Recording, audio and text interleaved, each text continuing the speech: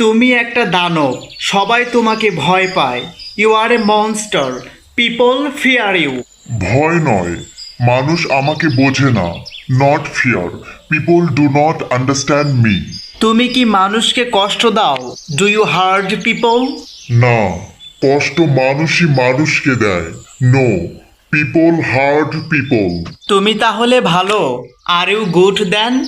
ভালো খারাপ চেহারায় না, কাজে বোঝা যায়।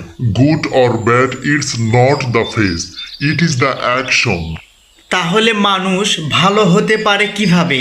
How can people be good? সত্য কথা বললে আর অন্যকে সম্মান করলে। Speak truth and respect others. তাহলে আসল দানবকে?